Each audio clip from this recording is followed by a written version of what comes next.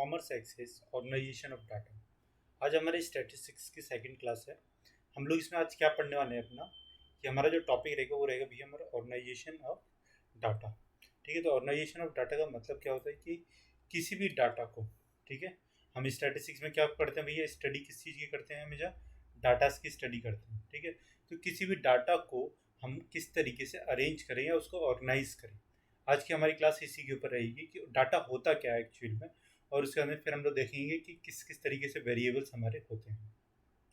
अगर आप हमारे चैनल पर नए हैं और पहली बार जुड़ रहे हैं हमारे चैनल पर, तो प्लीज़ हमारे चैनल को सब्सक्राइब कीजिए, हमारी वीडियोस को लाइक कीजिए, दूसरे बच्चों को शेयर कीजिए। बताइए, कॉमर्स एक्सेस आप लोगों के लिए एक पूरा फ्री बैच दे रहा है, किसका, JSON का।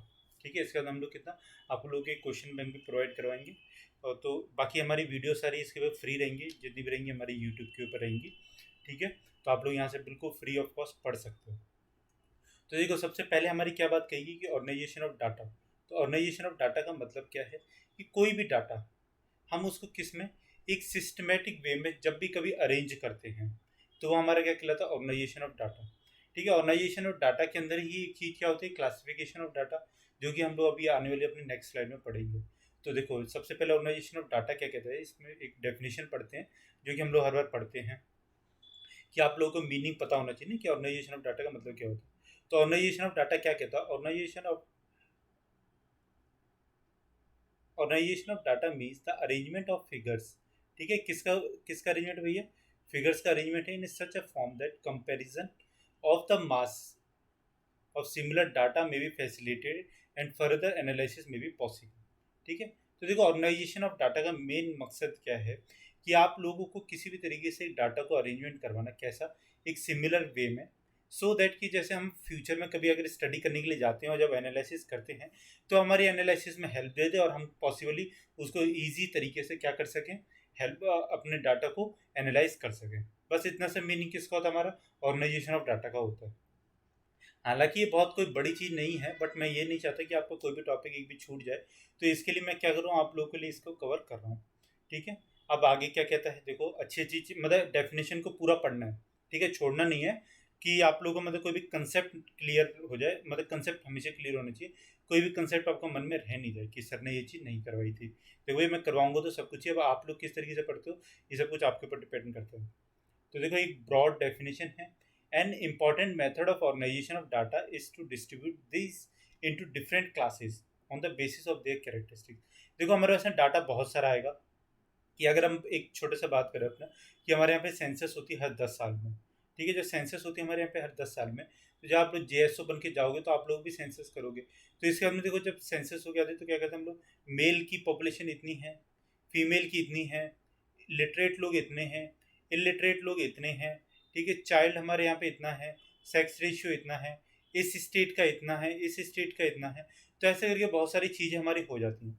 तो यही कहता है कि डिफरेंट क्लासेस को क्या करना, उनके बेसिस पे, कैरेक्टरिस्टिक्स के बेसिस पे डिफरेंट क्लासेस में उनको डिस्ट्रीब्यूट करना या फिर उनका डिवीजन करना। तो जब हमने देखा कि हम मेल और फीमेल के बेसिस पे ही पॉपुलेशन को, देखो, एक तो हमारी क्या हो गई, मेल पॉपुलेशन हो गई।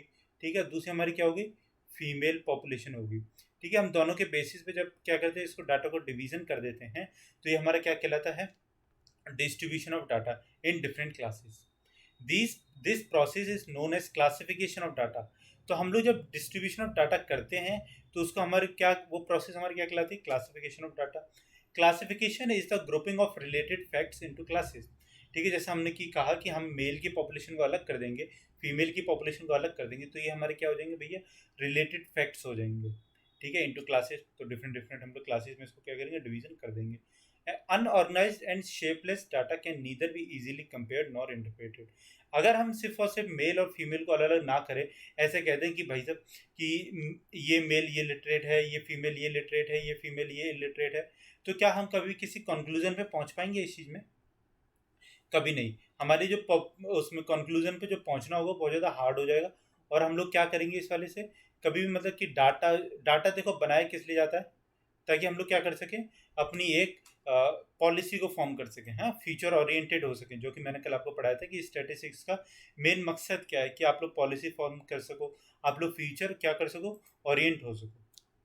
ठीक है, ये चीज़ होती है ना हमारे डाटा में। तो अगर हम ये चीज़ नहीं कर पाएंगे तो हमारे डाटा कलेक्शन का फ़ायदा क्या होगा? The technique of arranging the data in different homogeneous group is known as classification. इस चीज को आप लिख लीजिए. The technique of arranging the data in different homogeneous groups is known as classification of data. हम homogeneous group का मतलब समझते हैं ना आप लोग. homogeneous का मतलब क्या होता है? Similarity. अब इंग्लिश का भी आप लोग मेंस में पेपर देंगे तो होमोजीनियस का मतलब क्या होता है? सिमिलरिटी. ठीक है. और अगर हेट्रोजीनियस होता है, ठीक है, दो ही चीजें होती हैं. एक होती है हमारी हेट्रोजीनियस और एक होती है हमारी होमोजीनियस. तो हेट्रो और होमोजीनियस. होमो का मतलब क्या होगा कि एक जैसा. हेट्रो का मतलब सब कुछ अलग अलग. ठीक है. तो जब हम होमोजीनियस डाटा को कलेक्ट कर लेते हैं तो हमारा क्या कहलाता है? क्लासिफिकेशन ऑफ डाटा कहलाता है. चलो आगे चले अपने क्लासिफिकेशन. तो देखो आप क्लासिफिकेशन भाई साहब बड़ा टॉपिक है, अच्छा टॉपिक है मतलब इसके लिए, क्योंकि हमारी सारी सारी स्टैटिस्टिक्स क्लासिफिकेशन के ऊपर ही डिपेंड करती है. तो ऑर्गेनाइजेशन ऑफ डाटा में classification of data he main है. तो हम इसको पढ़ते हैं. तो डिफरेंट डिफरेंट हमारे वो थे ऑथर्स हैं जिन्होंने डिफरेंट डिफरेंट क्या दिए, डेफिनेशन दिए. तो क्या कहते हैं इस पर एंड स्मिथ जे कि classification is the grouping of related facts into classes. सबसे ज़्यादा इजी और मतलब ब्रॉड डेफिनेशन दी इन्होंने. देखो सिंपल सी है क्लासिफिकेशन, बहुत कुछ कह गए इसमें कि classification is the grouping of related facts. Related facts मैंने आपको बता दिया, male female, literate illiterate, village rural population, urban population, state wise population, हर एक चीज़ अलग अलग हो जाएगी. According to L R Connor हमारे क्या कहते हैं, classification is the process of arranging things, ठीक है, इन ग्रुप्स ऑफ और classes according to their resemblances and affinities and gives expression to the unity of attributes that may subsist amongst the diversity of individual. ठीक है. बहुत बड़ी definition है और बहुत ही ज़्यादा शानदार सी डेफिनेशन भी कहते हैं. कौन हमारे? L R corner. तो एल आर कॉर्नर क्या चीज़ कह रहे हैं कि मेन इनका मकसद यही था कि हम क्लासिफिकेशन ऑफ जो हमारी डाटा है, ठीक है, उसको अपने ग्रुप्स में डिवाइड करें. कैसे? जैसे कि हमारी पॉपुलेशन कैसी होगी, एक जैसी होगी और उसके डिफरेंट डिफरेंट मतलब यूनिटी ऑफ एट्रीब्यूट्स दें. ठीक है. और वो कैसे होगा हमारे, जब हमारी डाइवर्सिटी ऑफ जो इंडिविजुअल्स है, क्योंकि देखो जब हम पॉपुलेशन ऑफ इंडिया की बात करते हैं तो इसमें 135 करोड़, ठीक है, 135 करोड़ की हमारी पॉपुलेशन आती है. अब क्या 135 करोड़ होल ऑफ इंडिया की है, बट इसमें 20 करोड़ किसकी है? हमारे यूपी की है ना. हमारे यूपी में 20 करोड़ की पॉपुलेशन है. फिर हमारे बिहार की कितनी है? लगभग 10 करोड़ की पॉपुलेशन है यहाँ पे. फिर अगर हम बात करें सिक्किम की तो यहाँ पे कितनी है? लगभग 10 लाख की पॉपुलेशन है. ठीक है. तो इससे हमको क्या चीज़ पता लगती है कि हम मतलब कि डाटा कभी एक जैसा नहीं है, इसमें बहुत सारी डाइवर्सिटी क्या है, इंक्लूड है. यही एल आर कॉर्नर ने कहने की इसमें कोशिश की है. फिर हमारे हॉर्स स्केट्स की आती है. Classification is the process of arranging data into sequences and groups according to their common characteristics. ठीक है. इस चीज़ को ध्यान रहे हो ना कि कैरेक्टरिस्टिक्स हमेशा कैसा रहेगा? कॉमन रहेगा, होमोजीनियस रहेगा, ये सब एक ही चीज़ें हैं. Of separating them into different but related parts. ठीक है. डेफिनेशंस आपको समझ में आई क्लासिफिकेशन की? आपको इसमें से देखो मैंने 3-4 डेफिनेशन में हमेशा इसलिए डालता हूँ अपने कोर्सेज में ताकि आप लोगों को जो भी कोई अच्छी लगे, मतलब आपको जो समझ में आए वो लोग आप लोग क्या करोगे, इसमें नोट डाउन कर लीजिए और इजीली मतलब जो आपको ऐसा लगे कि हाँ सर रियली हम डेफिनेशन को अच्छे से समझ सकते हैं और हमको फ्यूचर में ये भी याद रहेगी तो हम लोग उसको करेंगे बस. अब देखो हर चीज़ का कुछ ना कुछ ऑब्जेक्टिव्स होता है. तो ऑब्जेक्टिव ऑफ क्लासिफिकेशन का मतलब क्या है? तो सबसे पहले जो हमारा ऑब्जेक्टिव आता है वो आता है टू मेक डाटा क्या सिंपल. देखो जब हमने मेल और फीमेल की, मेल और जो हमारे फीमेल थी इसकी जब हमने अपनी पॉपुलेशन को अलग अलग कर दिया तो हमारे लिए क्या सिंपल हो गया ना कि हम लोग पॉलिसीज बना सकते हैं कि हमारे यहाँ पे फीमेल अभी भी पिछड़े ही हैं किसमें, लिटरेसी रेट में. तो हम लोग इनके लिए थोड़ी मतलब लिटरेसी रेट के लिए स्कूल्स वगैरह बनाए, स्पेशल स्कूल्स बनाए गर्ल्स के लिए. या फिर अगर उनका बैंकिंग सेक्टर में इंक्लूजन नहीं है तो उनको बैंकिंग सेक्टर इसमें दिया जाए. या फिर उनका घर में कोई पार्टिसिपेशन नहीं है किसी भी चीज़ में, मतलब उनके पास में जॉब्स नहीं है या फिर उनके पास में क्या पैसे नहीं है तो हम उनको जॉब्स प्रोवाइड कराएं उनके नाम पे. जैसे कि हम लोग क्या कर सकते हैं, खाते खुलवाएं. ठीक है. तो इस तरीके से क्या उनका कहीं ना कहीं योगदान बढ़ेगा. तो मेल में अगर हम देखें, मेल को भी अपनी तरीके की प्रॉब्लम है कि मेल अकेला घर में चलाने वाला, उसको जॉब नहीं मिल रही. तो हम लोग मेल के लिए इस तरीके की पॉलिसीज बनाए कि उसको जॉब मिले, है ना. क्योंकि जो भी लोग यहाँ पे अभी पढ़ रहे होंगे वो समझ सकते हैं इस चीज़ को कि हमको जॉब नहीं मिलती तो कितनी दिक्कतें होती हैं. ठीक है. फिर उसके बाद हमको ये भी देखना है कि मेल का जो लिटरेसी रेट है वो हालांकि हमारे इंडिया में मेल को फीमेल से ज़्यादा है बट इतना भी ज़्यादा नहीं है ना कि हम लोग बताए हाथ धो के बैठ जाए कि मेल के लिए कोई पॉलिसी ना बनाए. तो हमको मेल के लिए भी यहाँ पे पॉलिसीज बनानी पड़ेंगी. ठीक है. ये क्या क्या प्रॉब्लम्स फेस करते हैं हमको ये सब कुछ चीज़ें इसमें देखनी पड़ेंगी. तो इस तरीके से क्या होता है हमारा टू मेक डाटा सिंपल हो गया, to bring out points to similarities. ठीक है. तो अब हमको क्या करना है कि मतलब हमको इस तरीके से डाटा अपना अरेंज करना है कि उनके बीच में सिमिलरिटीज लेके आए। हम कहीं ना कहीं ये चीज़ को देख सकते हैं कि हमारे जो मेल्स हैं और जो हमारी जो फीमेल्स हैं, इनकी जो प्रॉब्लम्स हैं या फिर जिनके मतलब जो इनकी चीज़ें जो हैं जो इनको चाहिए, उसमें कहीं ना कहीं सिमिलरिटीज़ है। तो हम लोग इस तरीके से क्या, इनकी सिमिलरिटीज़ मतलब कि इनका डाटा जो है वो एक तरीके से अरेंज करके और इनके लिए एक ही तरीके की हम लोग क्या कर सकते हैं, पॉलिसीज फॉर्म कर सकते हैं। फिर हमारा क्या आता है, टू फैसिलिटेट कंपैरिजन। ठीक है, अब देखो इसमें सबसे ज़्यादा इंपॉर्टेंट क्या होगा कि मेल में मानो कि हमारे लिटरेसी रेट कितना आया, 77% आया। ठीक है, फीमेल का कितना है, 67% आया। अब हम लोग इजीली क्या कर सकते हैं, ये चीज़ देख सकते हैं ना कि सर हमारा जो मेल है वो कहीं ना कहीं फीमेल से ज़्यादा आगे है, या फिर अगर हम कहेंगे कि फीमेल से ज़्यादा लिटरेसी रेट में हाई है, तो हमको क्या करना है अब यहाँ पे, तो हमको क्या करना है अब यहाँ पे फीमेल की जो हमारी लिटरेसी रेट है उसके ऊपर ज़्यादा से ज़्यादा क्या करना है, ध्यान देना है। तो गवर्नमेंट उस तरीके से क्या करेगी, पॉलिसीज़ बनाएगी। या फिर अगर हम बात करें, चलो इसको मिटा देते हैं और फिर नेक्स्ट चीज़ पे आते हैं। मतलब एक और एग्जांपल मैं आपको दे दूँ ताकि आप लोग को ये चीज़ समझ आए।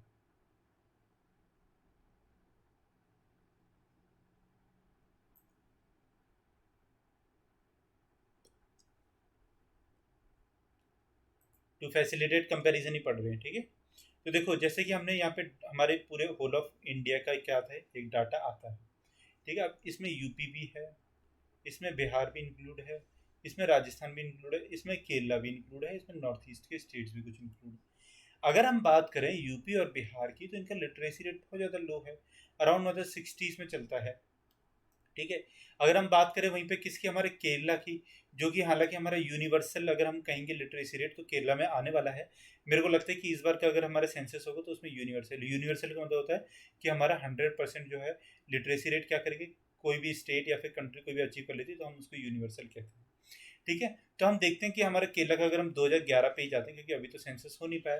ठीक है, तो 2011 वाला हमारा सेंसस क्या कहता है, केरला का जो हमारा वो है वो कितना था, लगभग 93% अगर हम बोले तो ये था। और अगर हम त्रिपुरा की बात करें तो उसका 92% था। टू फैसिलिटेट कंपैरिजन में हमको क्या फ़ायदा होगा कि हम लोग यूपी में देखेंगे कि यार यहाँ पे हमको क्या करने हैं, एजुकेशन के लिए एफर्ट्स थोड़े ज़्यादा डालने हैं। हालांकि अगर हम बात करें केरला और त्रिपुरा की, तो यहाँ पे हम लोग क्या थोड़ा अपने एजुकेशन के एफर्ट्स को कम कर सकते हैं, क्योंकि ये ऑलरेडी इतने ज़्यादा आगे निकल चुके हैं कि इन लोगों को अब मतलब इतनी ज़्यादा समझाने की या फिर हमको इतने ज़्यादा चीज़ों को डेवलप करने की ज़रूरत नहीं है उनके यहाँ पे। थोड़ी बहुत ज़रूरत है, वो थोड़ा तो ध्यान हर कोई देगा ही। तो इन लोगों के यहाँ पे हमको क्या है, थोड़ी ज़्यादा है, तो इस तरीके से हम लोग क्या कर सकते हैं, कंपेरिजन कर सकते हैं। अब हमारे क्या आता है, क्रिटिकल अरेंजमेंट आता है, जो कि बहुत ज़्यादा इंपॉर्टेंट है क्योंकि हम लोगों को इसमें अरेंजमेंट की ज़रूरत पड़ती है कि हम लोग किस तरीके से अपने डाटा को अरेंज करें। तो ये लोग हम बिना क्लासिफिकेशन ऑफ डाटा के अरेंज नहीं कर सकते। ठीक है, तो ये हमको कौन, क्लासिफिकेशन ऑफ डाटा जो हमारा वो फैसिलिटेट करवाता है। अब उसके बाद में हमारा क्या आता है, basis of tabulation. Basis of tabulation again एक इम्पॉर्टेंट चीज़ है, क्योंकि आप लोग हमेशा जब तक क्लासिफिकेशन ऑफ डाटा नहीं करोगे उसके बाद से आप लोग टेबल कैसे फॉर्म करोगे, है ना। टेबल हालांकि हम लोग अपने नेक्स्ट वाले टॉपिक में पढ़ेंगे। तो मैं आपको इसमें बस इतनी सी चीज़ बता दूँ, ये चीज़ आप लोग नोट डाउन कर लीजिए कि हमारा ऑब्जेक्टिव ऑफ क्लासिफिकेशन क्या होता है, to make data simple, to bring out points of similarities, to facilitate comparison, critical arrangements and basis of tabulation. ठीक है, ये चीज़ समझ में आई। चलो आगे चले, एजेंसीज ऑफ आइडियल क्लासिफिकेशन। कि देखो हर एक चीज़ के कुछ ना कुछ आइडियल्स होते हैं ना, कि हमको क्या क्या चीज़ उसमें चाहिए कि हमारा जो क्लासिफिकेशन ऑफ जो डाटा है वो अच्छा बने। तो देखो सबसे पहले हमारी क्या आएगी, होमोजेनिटी। ठीक है, मैंने आपको बता दिया हेट्रोजेनिटी, हेट्रोजेनिटी हमारे डाटा को हमेशा डिस्टर्ब करेगी, क्योंकि हम लोग कभी भी एक जैसे डाटा के ऊपर पॉलिसीज नहीं बना पाएंगे, तो हम लोगों को फ़ायदा क्या होगा उस डाटा को कलेक्ट करने का। फिर हमारा क्या आता है, क्लैरिटी। भैया कि डाटा हमेशा क्लियर होना चाहिए, क्लैरिटी होनी चाहिए उस चीज़ में, कभी भी ऐसा नहीं होना चाहिए कि हमारा डाटा हौच पौच कर दे और मतलब एकदम से मिक्स हो जाए, और जब कोई डाटा को देखे तो उसमें कुछ समझ में ना आए। क्योंकि देखो स्टैटिस्टिशियन तो आप लोग हो, ठीक है, जब आप लोग जेएसओ में पढ़ के जाएंगे और इन वाली क्लासेस को अटेंड कर लेंगे तो आप लोग एक स्टैटिस्टिशियन बन जाएंगे। तो आप लोग क्या, आप लोग को क्लैरिटी रहेगी चीज़ों की, आप लोग बिना क्लैरिटी के भी चीज़ों को समझ जाएंगे। बट कोई हम जैसे इंसान जिसको डाटा की इतनी ज़्यादा नॉलेज नहीं है, आम आदमी है, तो वो क्या, वो तो डाटा को देखेगा, उसको तो कुछ समझ में, बोले अरे भैया ये क्या हो गया, हमको तो ये चीज़ समझ ही नहीं आ रही। तो आप लोग को उनके लिए भी क्या करना है, डाटा को क्लियर करना है और बहुत ही ज़्यादा ईजी वे में करना है। स्टेबल डाटा हमारा कैसा होना चाहिए, स्टेबल डाटा होना चाहिए। कहीं ऐसा ना हो कि हमारा जो डाटा है वो मतलब इतना ज़्यादा इनस्टेबल हो जाए कि जैसे ही कुछ भी हो, मतलब कि आज कुछ ये है और जैसे हमारा कल मतलब कुछ एक कोई भी नई ऐसी चीज़ आई, मान लो कोई भी पॉलिसी आई, तो हमारा जो डाटा है वो क्या हो गया, इनस्टेबल हो गया, मतलब कि हमको उसको चेंज करने की जरूरत पड़ गई। फिर क्या होना चाहिए, हमारा डाटा फ्लेक्सिबल भी होना चाहिए, स्टेबल भी होना चाहिए और फ्लेक्सिबल भी होना चाहिए। तो फ्लेक्सिबिलिटी का मतलब क्या है, फ्लेक्सिबिलिटी का मतलब ये है कि हमारा डाटा जो है वो चेंज हो सकता है। ठीक है, मतलब ऐसा ना हो कि जब समय आने पे हमको उसको चेंज करने की जरूरत पड़े तो हमारा डाटा चेंज ही ना हो पाए। ठीक है, तो ऐसा नहीं होना चाहिए। तो उसमें कहीं ना कहीं क्या होनी चाहिए, हमारी फ्लेक्सिबिलिटी होनी चाहिए। फिर डाइवर्सिफिकेशन, डाइवर्सिफिकेशन का ये मतलब है कि जब हम डाटा को अपने कलेक्ट करें या फिर क्लासीफाई करें तो उसमें हर एक चीज़ इंक्लूड होनी चाहिए। कहीं ऐसा ना हो कि हमारा जो डाटा है वो मतलब एक ही टॉपिक पे बन के रह जाए। जैसे कि अगर हम पॉपुलेशन की ही बात करें तो हमारा डाटा सिर्फ और सिर्फ मेल पॉपुलेशन पे ही रह जाए। ठीक है, फीमेल को इग्नोर कर दे, तो ऐसा नहीं होना चाहिए। उसमें फीमेल भी इंक्लूड होना चाहिए, मेल भी इंक्लूड होना चाहिए, चिल्ड्रन भी इंक्लूड होने चाहिए। ठीक है, और फिर हर धर्म हर जाति के लोग भी उसमें इंक्लूड होने चाहिए। हर चीज़ इंक्लूड होना चाहिए ताकि हम लोग हर चीज़ के लिए पॉलिसीज अपनी क्या कर सकें, बना सकें। फिर हमारे नेक्स्ट जो टॉपिक आता है वो क्या था, हमारा इन्वेस्टिगेशन। तो इन्वेस्टिगेशन का मतलब ये होता है कि जब हम सब कुछ कर लें तो हमारा डाटा ऐसा भी होना चाहिए कि हम फर्दर उस पर इन्वेस्टिगेट कर सकें। कहीं ऐसा ना हो कि हमारा डाटा क्या हो जाए, धरा का धरा रह जाए और हम कुछ भी उसमें कर नहीं। ठीक है, ये चीज़ समझ में आई आपको। एजेंशियल्स ऑफ आइडियल क्लासिफिकेशन हमारे क्या होते हैं, इसको आप नोट डाउन कर लीजिए। ठीक है, पॉज करके नोट डाउन कर लेना। हम लोग बेसिस ऑफ क्लासिफिकेशन पे चलते हैं। तो देखो, बेसिस ऑफ क्लासिफिकेशन का मतलब क्या है कि हम किन किन बेसिस पे अपने डाटा को क्या कर सकते हैं, क्लासीफाई कर सकते हैं। इसका मतलब है कि हम लोग किन किन बेसिस पे अपने डाटा को डिवाइड कर सकते हैं फर्दर। ठीक है, तो सबसे पहली जो हमारी डिवीजन जो आती है वो क्या आती है, हमारी ज्योग्राफिकल। तो ज्योग्राफिकल हमारा डिवीजन का मतलब क्या है कि हम लोग अपने जो डाटा है उसको किसके बेसिस पे, उसको किसी भी प्लेस के बेसिस पे डिवाइड कर दें। ठीक है, तो जब हमारे प्लेस के बेसिस पे जो हमारे डाटा को डिवीजन करेंगे तो हमारा क्या कहलाएगा, ज्योग्राफिकल डिवीजन। अब मैं आपको बताता हूँ किस तरीके से।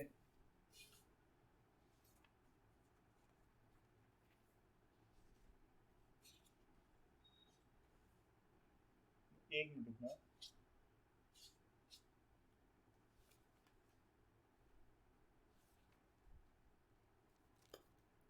देखो आपके यहाँ पे क्या होता है कि अभी जैसे मैं आपको बता ही रहा था कि हम लोग क्या करते हैं कि हमारा ये यूपी है, ये बिहार है, ठीक है, यहाँ पे केरला है हमारा। तो हम अगर तीन स्टेट्स का कंपैरिजन करने बैठे और हम इन तीनों का क्या करें, डाटा को फर्दर डिवाइड कर दें कि हमारा लिटरेसी रेट मानो कि इंडिया का कितना आया था, 77% आया था। जब हम यूपी का देखते हैं तो इसका कितना आता है, 67% आता है। ठीक है, जब हम बिहार का बात करते हैं तो इसका कितना आ जाता है, हमारा 60% आ जाता है। और जब हम केरला की बात करें तो कितना आ जाता है, 93% आ जाता है। देखो ऑल ऑफ इंडिया का तो हमारा कितना था, 77%। बट जब हम लोग फर्दर इस स्टेट्स में हम लोग डिवाइड करते हैं, अपने ज्योग्राफिकल क्लासिफिकेशन कर देते हैं, तो हमको ये चीज़ पता लगती है कि हमको बिहार पे थोड़ा ज़्यादा ध्यान देने की जरूरत है, यूपी पे थोड़ी कम ध्यान देने की जरूरत है, केरला पे हमको बहुत ही कम ध्यान देने की जरूरत है। ठीक है, तो इससे हमको क्या पता लगता है कि ये हमारा क्या है भैया, ज्योग्राफिकल क्लासिफिकेशन ऑफ डाटा। ठीक है, क्या चीज होगी हमारी कि जब हम स्टेट वाइज या फिर किसी प्लेस वाइज डाटा को क्या करें, अपने क्लासिफाई करें। ठीक है, ये चीज समझ में आई। फिर अब हमारे नेक्स्ट क्या आता है, नेक्स्ट हमारा आता है क्रोनोलॉजिकल ऑर्डर। ठीक है, क्रोनोलॉजिकल ऑर्डर देखो क्या होता है। क्रोनोलॉजिकल ऑर्डर अगर आप समझोगे तो इसका मतलब यही चीज होती है कि हम किसी भी चीज को टाइम के अकॉर्डिंग, ठीक है, टाइम के अकॉर्डिंग क्या कर दें, उसको डिवीजन कर दें। कैसे, देखो क्रोनोलॉजिकल भैया, आप मैथ्स का भी उसका इंग्लिश मेंस का पेपर देने के लिए जाओगे ना, तो उसमें आपको क्रोनोलॉजिकल का कहीं ना कहीं पूछ भी सकता है। ठीक है, एंटेनिम में सिनोनिम में कुछ भी आ सकता है क्रोनोलॉजिकल। तो देखो क्या होगा कि जैसे हमारे पास में डाटा है, मतलब क्रोनोलॉजिकल डाटा बना के दिखा रहा हूँ ताकि आप लोगों को समझ में आ जाए चीज़ें। तो देखो यहाँ पे क्या होगा, हमारा 1921 की पॉपुलेशन। ठीक है, फिर उसके बाद में अगर हम देखेंगे तो हमारी कब क्या आती है, 31, क्योंकि हर 10 साल में होती है, 41, 51, ठीक है, 61, 71। ठीक है, आगे अब जगह नहीं, आप इतना ही देख लेते हैं। तो देखो 21 में अगर हम देखेंगे हमारा डाटा क्या था, मतलब हमारी पॉपुलेशन जो थी वो कितनी थी इंडिया की, लगभग वो थी हमारी 25 करोड़, है ना। फिर उसके अंदर जब हम 31 में देखते हैं तो वो कितनी हो जाती है हमारी, 27 करोड़। 41 में अगर देखें तो 31 करोड़। ठीक है। फिर अगर हम 51 में देखें, जब मतलब हमको आज़ादी मिल गई, उसके बाद जब हमारा पहला सेंसस हुआ तो हमारी पॉपुलेशन कितनी थी? 36 करोड़। भैया आज कितनी है? 135 करोड़। मतलब आप सोचो कि हमने पिछले सिर्फ कितने सालों में, लगभग 70 सालों में ही हमने कितनी अपनी 100 करोड़ की पॉपुलेशन को क्या किया है? इंक्लूड कर लिया है। देखो मैं आपको आगे आने वाले टाइम पे क्या पढ़ाऊंगा, इकोनॉमी भी पढ़ाऊंगा, तो मैं आपको उसमें बताऊंगा कि हमारी पॉपुलेशन का ब्लास्ट कैसे हुआ और कितनी कितनी हमारी पॉपुलेशन कैसे कैसे इंक्रीज करती है। तो 61 में हमारी कितनी 43 करोड़ हुई, और 71 की जब हम बात करें तो हमारी कितनी हो जाती है? 54 करोड़ हो जाती है। ठीक है। अब मैं आपको एक अपडेट दे देता हूँ कि हमारी पॉपुलेशन जो ब्लास्ट है इंडिया में, वो लगभग 3 बार हुआ। ठीक है। इसको पॉपुलेशन ब्लास्ट एक टर्म कही जाती है हमारी इकोनॉमिक्स में। तो ये 3 बार हुआ। एक तो हमारे 71 के अंदर 81 में हो गया। ठीक है। तो 81 में हमारी पॉपुलेशन कितना जंप कर जाती है? 68 करोड़ से आ जाती है। ठीक है। तो लगभग आप देखोगे कि हमारे 20% से ज़्यादा पॉपुलेशन क्या हमारी इंक्रीज कर गई है। ठीक है। फिर अगर हम देखते हैं हमारे 91 में, तो 91 में हमारी कितनी पॉपुलेशन हो जाती है? 84 करोड़ हो जाती है। मतलब एक और ब्लास्ट। जनरली जो कंट्रीज होती हैं उनमें पॉपुलेशन ब्लास्ट एक बार होता है, लेकिन हमारे यहाँ पे इंडिया में कितनी बार हो रहा है? 2 से 3 बार हुआ है, इसलिए हमारी पॉपुलेशन थोड़ी ज़्यादा बढ़ गई। कोई बात नहीं, वो भी कंट्रोल में आ जाएगी। तो 91 में आया। फिर उसके बाद में अगर हम देखते हैं तो हमारे 2001 में यही पॉपुलेशन डायरेक्ट बढ़ के कितनी हो जाती है? 102 करोड़। मतलब कि हमारी कितनी? 100 करोड़। और फिर जब हमने 2011 का डाटा लिया तो हमारी पॉपुलेशन कितनी होगी भैया? 125 करोड़। मतलब डायरेक्टली कितनी? 25%। मतलब आप देखोगे 1 2 3 4, मतलब 4 पर पॉपुलेशन ब्लास्ट हुआ है इंडिया में। पॉपुलेशन ब्लास्ट जनरली जो टर्म कही जाती है वो 20% से अगर ऊपर आपका ग्रोथ रेट है पॉपुलेशन का, तो आप उसको कितना कहोगे? आप उसको पॉपुलेशन ब्लास्ट कह सकते हो। ठीक है। लेकिन अगर हम देखें, अब हमारे लिए थोड़ा अच्छा डाटा ये है कि हमारी पॉपुलेशन 135 करोड़ है, मतलब कि 10 करोड़ से बड़ी है। तो ये पॉपुलेशन को अगर हम ब्लास्ट कहेंगे तो उससे कम ही है। चलो ये तो ज़्यादा स्टैटिस्टिक्स होगी आप लोगों की, मतलब इकोनॉमी होगी। ठीक है, इसको मिटाते हैं। तो फिर देखो, फिर कंडीशनल क्लासिफिकेशन हमारी आती। तो कंडीशनल क्लासिफिकेशन को हम लोग क्या कहते हैं कि हम लोग डाटा को क्या करेंगे? किसी भी अपने कंडीशन के हिसाब से डिवाइड कर देंगे। कैसे? कि हमारे यहाँ पे बच्चे जो थे पढ़ने वाले, वो क्या थे? एक मिनट, इसको क्लीन कर दें। तो देखो हमारे यहाँ पे जब बच्चे जो थे, ठीक है, कॉमर्स हमारे यहाँ पे कितने बच्चों ने ली? लगभग 35 बच्चों ने ली हमारे स्कूल में, कोई भी होगा। ठीक है। इकोनॉमिक्स हमारे यहाँ पे कितने बच्चों ने ली? इकोनॉमिक्स तो नहीं कहेंगे, साइंस जो थी हमारे यहाँ पे वो ली लगभग 60 बच्चों ने। ठीक है। आर्ट्स कितने बच्चों ने ली? वो ली लगभग कितने? 70 बच्चों ने। जनरली यही रहता है, कॉमर्स बच्चे कम लेते हैं स्कूलों में। आपका तो मुझे पता नहीं, बट जिस टाइम पे हम लोग थे उस टाइम पे तो इतना ही था। ठीक है। साइंस सबसे ज़्यादा बच्चे लेते हैं और फिर आर्ट्स उसके बाद में लेते हैं। तो देखो ये क्या होगी? हमारी कंडीशंस होगी। हमने डिफाइन किया कि भैया एक कॉमर्स के हमारे इतने बच्चे हो गए, एक साइंस हमारे इतने बच्चे लेते हैं, आर्ट्स हमारे इतने बच्चे लेते हैं। अब इसके अंदर क्या आता है? हमारा क्वालिटेटिव डाटा आता है। क्वालिटेटिव क्लासिफिकेशन का मतलब क्या होता है? जैसे कि नाम ही डिफाइन कर रहा है कि क्वालिटेटिव का मतलब है कि हम जब जब उस चीज़ को क्वालिटी से डिफाइन कर दें। ठीक है। तो क्वालिटी से जब हम डिफाइन करेंगे तो क्वालिटी का मतलब क्या हो गया कि देखो कि हमारे में पॉपुलेशन, ठीक है, होल ऑफ द पॉपुलेशन का हमने क्या किया? सर्वे कर लिया। अब इसमें हम लोग क्या कहते हैं? लिटरेट लोगों का लेते हैं और एक क्या लेते हैं? इलिटरेट। ये क्वालिटी होगी ना, ये कोई वो तो नहीं है, क्वांटिटी तो नहीं है कि लिटरेट है और इलिटरेट है। अब हमने लिटरेट में क्या किया? इसमें एम्प्लॉयड लोग कितने हैं? ठीक है। और लिटरेट में अनएम्प्लॉयड लोग कितने हैं? अब इलिटरेट में हमारे एम्प्लॉयड कितने हैं और हमारे इसमें अनएम्प्लॉयड कितने हैं? ठीक है। ये हमने जो डिवीजन अपना किया पॉपुलेशन का, तो ये हमारा क्या है? क्वालिटेटिव क्लासिफिकेशन हुआ। अब इसके अंदर हमारा क्या था? क्वांटिटेटिव। तो क्वांटिटेटिव हमारे क्लासिफिकेशन का मतलब क्या होता है? अब मतलब मेनली जो हम पढ़ेंगे वो क्वांटिटेटिव क्लासिफिकेशन ही पढ़ते हैं। ठीक है। जब आप स्टैटिस्टिकल में बन जाओगे, मतलब ऑफिसर बन जाओगे, जेएसओ, तो फिर आप लोग क्या पढ़ोगे? इसमें क्वांटिटेटिव डाटा। आपको तो हर तरीके के खैर डाटा पढ़ना पड़ेगा। तो देखो क्वांटिटेटिव डाटा क्या होता है।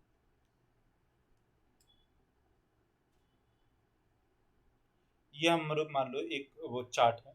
ठीक है। तो एज ग्रुप हमारी कितनी? ये हम लोग मतलब एज का ले लेते हैं। तो एज ग्रुप हमारी कितनी? 0 से 5 साल के बच्चे कितने हैं इस वाले एरिया में? ठीक है। 5 से 10 साल के बच्चे कितने हैं? 10 से 15 साल के बच्चे कितने हैं? देखो जब आप स्टैटिस्टिकल ऑफर बन जाओगे ना ऑफिसर, तो आपको ये सब करना ही पड़ेगा। तो देखो इसमें हमारे कितने बच्चे आते हैं? इस वाले एरिया में मतलब 50 बच्चे रहते हैं, 100 बच्चे इस वाली एज के हैं और हमारे 75 बच्चे इस वाली एज के हैं। आप इस वाले बच्चे को, अब आप सोचोगे सर ये इसकी जरूरत क्या है? देखो यार, इन बच्चों को टीकाकरण होते हैं। ठीक है। सरकार अपने उसमें टीकाकरण लेके आती है। तो उसको क्या करना है? पब्लिक हेल्थ सेंटर होते हैं ना, छोटे छोटे जो बनाए जाते हैं मोहल्ले में, तो पब्लिक हेल्थ सेंटर्स होते हैं छोटे छोटे, तो उनके लिए क्या 0 से 5 साल के बच्चों के लिए इस वाले एरिया में, मानो कि आप किसी भी XYZ एरिया में रहते हो, इस वाले बच्चे में कितने टीके भेजने हैं हर साल, तो 50। 5 से 10 साल के बच्चों के लिए कितने भेजने हैं, 100। 10 से 15 साल के बच्चों के लिए कितने भेजने हैं, 75। तो ये सब कुछ यूजेस होते ही रहते हैं, तो इस सब की बेसिस पे सब कुछ चलता रहता है। ठीक है, आई होप आपको ये चीज़ समझ में आई होगी जो हमने पढ़ी अभी इसमें। अब आप लोग क्या करना है, इसके स्क्रीनशॉट लेके इसको लिख लेना। अब आती है काम की चीज जो हमारे पेपर में आ भी सकती है, वेरिएबल। वेरिएबल का मतलब क्या होता है, देखो वेरिएबल का मतलब ये चीज़ होती है कि कोई भी ऐसी चीज़ जो कि हम मैथ्स में पढ़ते हैं, सिंपल से हमारा वेरिएबल का मतलब यही होता है, बट स्टैटिस्टिक्स में थोड़ा सा मतलब बदल जाता है कि हम कोई भी जो भी चीज़ अपनी पढ़ते हैं और जिसका भी हम क्या करें उसकी वैल्यू जो है वो चेंज हो जाए टाइम टू टाइम, वो हमारा क्या कहलाता है, वेरिएबल कहलाता है। ठीक है, तो वेरिएबल क्या कहता है, अब वेरिएबल इज एनी कैरेक्टरिस्टिक्स, ठीक है, कोई भी characteristics number quantity that can be measured और काउंटेड। अ वेरिएबल में also be called a data item. ठीक है, कोई भी ऐसी कैरेक्टरिस्टिक मतलब नंबर क्वांटिटी जो हम क्या कर सकते हैं, मेजर कर सकते हैं और काउंट कर सकते हैं। A variable is quantity that may change with in the context of a mathematical problem और एक्सपेरिमेंट। ठीक है, हमारा कोई भी एक ऐसा डाटा या कोई भी ऐसी क्वांटिटी जो क्या हो सके, चेंज हो जाए जब हम उसको रिकॉर्ड करें। In other words a variable refers to that quantity which is subject to change. ठीक है, which is subject to change और which can be measured by some units as weight, age, income, etc। The variable can be divided into the following two groups. ठीक है, अभी हम देखेंगे आगे discrete and continuous series अपने। तो देखो ये क्या होता है हमारे, कि हमारा कोई भी ऐसा वेरिएबल जो क्या हो, चेंज हो सके, जैसे कि हमारा वेट, एज, इनकम जो कि चेंज होती रहती है, तो ये हमारी क्या कहलाती है, वेरिएबल कहलाती है। टाइप्स ऑफ वेरिएबल्स क्या हमारे दो तरीके के होते हैं, एक क्या होता है हमारा डिस्क्रीट वेरिएबल और एक क्या होता है हमारा कंटिन्यूस वेरिएबल। ठीक है, डिस्क्रीट वेरिएबल्स हमारा क्या होता है, जिसकी वैल्यू काउंट करने से क्या हो सके, या फिर अगर हम कहें कि एग्जैक्ट वैल्यू हम लोग क्या कर सकते हैं, निकाल सकते हैं। सर ये क्या मतलब हुआ? अभी नीचे आपको डाटा दिखाऊंगा। ठीक है, ये तो मैंने आपको डेफिनेशन बताई। कंटिन्यूस वेरिएबल का मतलब क्या होता है, जिसकी हम लोग क्या स्केल पे वैल्यू मेजर करें। ठीक है, या फिर जिसकी हम एग्जैक्ट वैल्यू अगर निकालने के लिए बैठे तो बहुत सारी वैल्यूज आएंगी, तो इससे हमारा डाटा बहुत बड़ा हो जाता है, इसीलिए हम लोग क्या बनाते हैं, अपना कंटिन्यूस वेरिएबल बनाते हैं। सर ये तो कुछ समझ में नहीं आया, एग्जांपल बताओ इसका। अभी बताता हूँ बेटा। देखो हमारे सबसे पहले क्या है, डिस्क्रीट वेरिएबल। डिस्क्रीट वेरिएबल का मतलब क्या है, discrete variable refers to those variables which are exact और finite and are not expressed in fractions. ठीक है, तो मतलब हम लोग जिसको फ्रैक्शंस फ्रैक्शंस में नहीं बदल सके। देखो आपके मोहल्ले में आपने डाटा कलेक्ट किया, तो नंबर ऑफ चिल्ड्रंस आपने मतलब देखा कि किस फैमिली में कितने बच्चे हैं, तो आपने देखा कि हमारे नंबर ऑफ चिल्ड्रन दो। ठीक है, दो बच्चे कितनी फैमिलीज में थे, 10 फैमिलीज में थे। बट जब हमने देखा कि हमारा नंबर ऑफ फैमिलीज मतलब 3, 3 बच्चे कितने फैमिलीज में है, 24 में। कभी ऐसा हो सकता है कि 2.5 बच्चा है। सर आप हमारे यहाँ के 2.5 बच्चा काउंट कर लो। क्यों भैया 2.5 बच्चा क्यों, या तो लड़का होगा या तो लड़की होगी। मतलब होगा तो इंसान ही, कहीं ऐसा थोड़ी कि आधा कटा हुआ होगा कि बस पैर पैर है, ऊपर का सर है नहीं। भाई ऐसा तो मैंने तो कभी देखा नहीं, आपने देखा हो तो मुझे बताना कमेंट में। ठीक है, 3 बच्चे हो गए, कि वो कितनी फैमिलीज हमारी, 24 फैमिलीज हैं। 4 बच्चे हैं, 5 बच्चे हैं, 6 बच्चे हैं। हैरान मत हो भैया, इंडिया है, यहाँ पे 6, 7, 10 बच्चे भी हो सकते हैं। ठीक है, 10 बच्चे भी होंगे तो भी कोई बड़ी बात ना है इंडिया में। ठीक है, तो देखो 4 बच्चे कितनी, 30 फैमिलीज थी। तो ये क्या होता है हमारे डिस्क्रीट वेरिएबल्स, कि जिसमें मतलब हमको एग्जैक्ट और फाइनाइट वैल्यूज ही मिले। ठीक है, अब हमारे कंटिन्यूस वेरिएबल क्या होता है, तो देखो कंटिन्यूस वेरिएबल हमारा तब होता है जब हमको कभी भी कोई भी हमारी एग्जैक्ट वैल्यू नहीं मिलती। मतलब अगर हम एग्जैक्ट वैल्यू को निकालने के लिए बैठे तो हमारे बहुत सारे हो जाएंगे।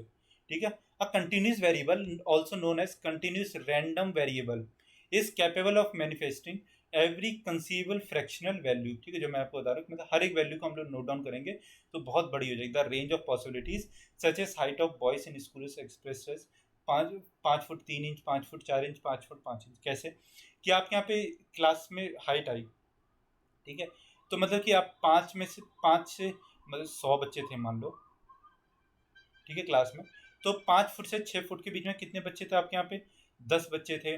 ठीक है, 4 से 5 फुट के बीच के बच्चे कितने थे, हाँ सर कितने थे, 20 बच्चे थे। तो इस तरीके से सोन चलता गया। लेकिन जब हमने देखा कि 5 फुट 3 इंच भी है एक बच्चे की हाइट, 5 फुट 3.5 इंचज भी है एक बच्चे की हाइट है, तो सर हम इतना कितना डाटा लिखते जाएंगे। तो इसके लिए हम लोग क्या यूज़ करते हैं, हमारे कंटिन्यूस सीरीज को यूज़ करते हैं, ताकि हमारा जो डाटा है उसको हम लोग मतलब एक अरेंज फॉर्म में लिख सके और छोटा हो जाए, इतना बड़ा ना हो कि हमारे पेज भरते ही जाए और हमारा डाटा क्या हो, कभी सेलेक्ट खत्म ना हो।